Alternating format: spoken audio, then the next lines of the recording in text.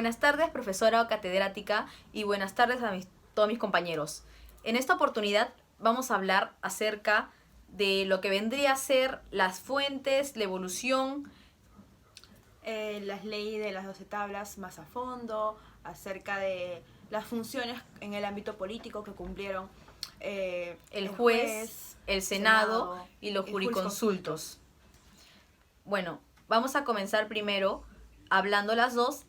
Bueno, en este caso vamos a nombrar las fuentes del derecho romano. Bueno, se dividían en formales y reales o materiales. Las reales o materiales eran un conjunto de hechos que se daban en la sociedad que posteriormente iban a hacer que se creen unas nuevas normas jurídicas en base a lo que había ocurrido. Las formales se puede decir que son como las normas o lo que se va creando, las normas que se van creando en base a estas formales, que son 7 que va a nombrar mi compañera. Las formales son las leyes, los plebiscitos, senados consultos, las constituciones imperiales, los edictos, las respuestas de los prudentes, pero también se iba a considerar la costumbre, pero no se consideró porque porque en la antigua Roma se identificaba como un derecho privado y civil. O civil, pero no se le consideraba la costumbre como en la actualidad se le considera. Bueno, ahora sí, mi compañera va a comenzar en este caso, a definir todo lo que vendría en el capítulo 1 de nuestra monografía, que en este caso lo vamos a tratar de exponer en este video. Yo voy a hablarles acerca de la evolución del derecho romano. El derecho romano tuvo 3 fases, 3 partes principales. La primera fase fue considerada como el derecho ritualista, que era heredado por la tradición etrusca, los cuales consistía en una religión adivinatoria, que obligaba a los hombres a cumplir ciertos compromisos. Los representantes de este tipo de judicatura eran los sacerdotes, los auguros, que componían una especie de colegiados responsables. Para los inicios de todo ello, se utiliza una ceremonia solemne llamada injure sessio, que significaba sesión ante el magistrado. El desarrollo de estas sesiones se daba por los augures, que eran los encargados de, por así decir, eran los encargados de dar una validez al negocio que hacían para que no haya conflictos, los encargados de solucionar los conflictos. Y este tipo de aplicación duró tanto así hasta el siglo V a.C. Después ocurrió un gran cambio que fue la segunda fase, también la aparición de una nueva etapa para Roma, que fue la República, la cual, como bien sabemos, Roma tuvo 3 periodos, que es la monarquía, la república y el imperio. Pero con esta segunda fase, y también con la aparición de la República Romana en el año 510 a.C., y dejándolo, como así bien dije, a la monarquía, debido a una relación entre todo lo relacionado con el derecho, tras una visita que tuvo de unos embajadores romanos a Grecia, los cuales se habían basado en un modelo judicial redactado con una redacción de las 12 tablas, la cual fue formulada por escrito para que luego fuera publicada las normas jurídicas que debían ser que eran las reguladoras de la vida de los ciudadanos romanos. Se nombraba una comisión de ciudadanos con las capacidades para poder legislar, para que pudieran tomar decisiones y todo ello. También se dejó un segundo plano de augures, los cuales se encargaban de la elaboración de textos jurídicos, los usos, sus costumbres y todo ello. La irrupción de las 12 tablas no desvinculaba totalmente al derecho, sino que había una adivinación, pero también una religión. Tras todo ello pasado, pues todo lo que mencioné, hubo también una tercera fase. Esta tercera fase era la evolución del derecho, o sea, cómo se producía, su propia aplicación de los dominios en Roma y en la época republicana, lo cual produjo ciertos cambios en el campo del derecho y de la jurisprudencia. Ahora les voy a hablar acerca de la promulgación de la Ley de las 12 Tablas. La Ley de las 12 Tablas es la más antigua del Código Romano, el Código del Derecho Romano. Fue redactada entre los años 451 y 450 a.C. Sus autores fueron 10 magistrados, los cuales fueron denominados así por sus servicios, por los servicios que hicieron. Y también se escribió sobre tablas de bronce y de madera para que luego fueran colocadas al principio del foro romano. La ley fue establecida para aplacar las reclamaciones que hacían los plebeyos y para que también mantuvieran las libertades que se encontraban protegidas de forma conveniente del derecho, al menos tal como lo aplicaban los jueces patricios. Bueno, ya que mi compañera acaba de explicar lo que vendría a ser parte del capítulo 1, yo voy a pasar a explicar parte del capítulo 2. En este caso voy a comenzar hablando acerca del 2.1, que vendría a ser la función del juez. Los jueces en Roma, antes del periodo imperial, tenían un poder muy limitado, debiendo ser asesorados por medio de los consultos o los jurisconsultos, ¿no? Durante el periodo imperial, su función principal era la aplicación de la voluntad de lo que decía el emperador. Es decir, lo que quería el emperador lo debían hacer los jueces. En los tiempos medievales y pre-revolucionarios, cuando su poder estuvo menos limitado y su actuación era igual a la de los jueces actuales ingleses, o de la actualidad en este caso, ahora, ¿no?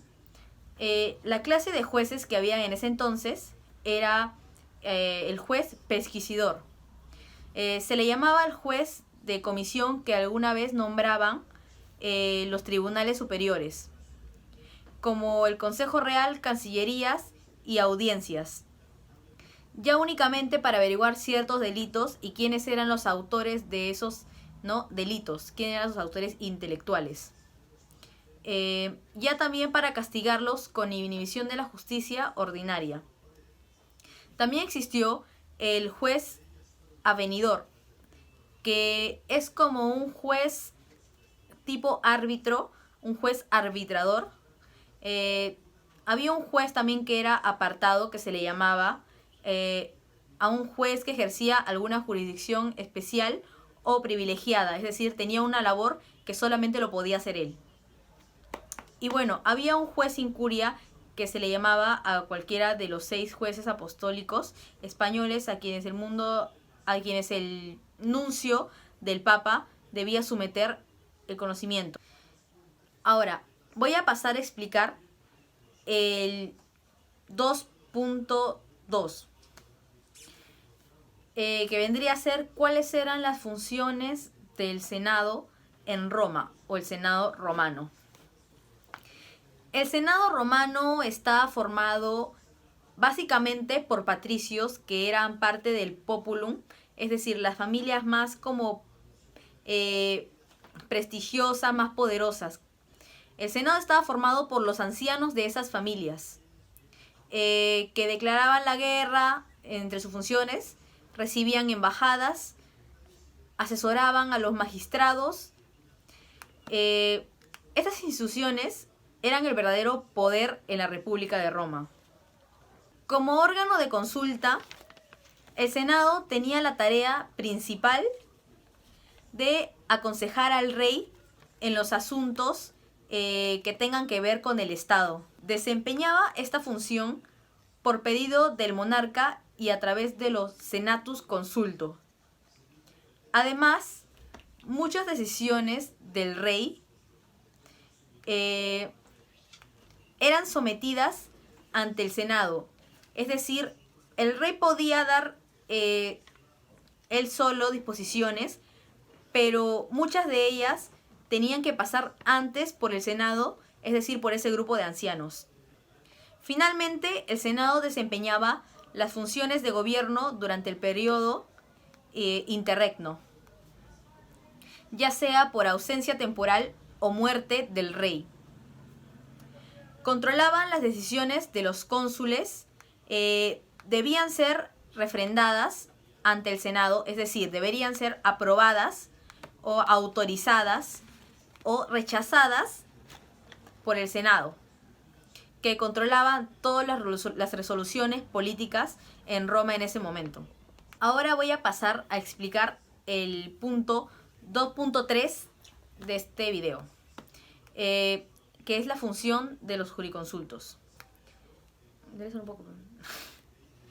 Los jurisconsultos en Roma eran personas que estudiaban el derecho, que conocían el derecho de pies a cabeza, y que al principio de la República en Roma, todo lo que conociera sobre doctrina jurídica podía desarrollarlo. Es decir, a estos jurisconsultos, todo lo que las dudas que podíamos tener acerca del derecho, cualquier persona le podía atribuir algo. Ellos tenían entre sus funciones aquellas que se le llamaba respondere, que vendría a ser responder preguntas que se les hacía sobre el Estado romano, el derecho romano. También estaba cavere, que eran advertencias que les daban a los litigantes para impedir el mal éxito de los negocios que podían haber estado haciendo o invirtiendo en ese momento. Existía también el agere, que era la representación en los tribunales. También existía el escribere, que eran dictámenes que daban por escrito. Los principales jurisconsultos fueron Varo, que fue el primero que compuso un resumen, o es más decir, como una recopilación del conjunto del derecho así que estaba en Roma en ese momento, que se llamaba Digesto.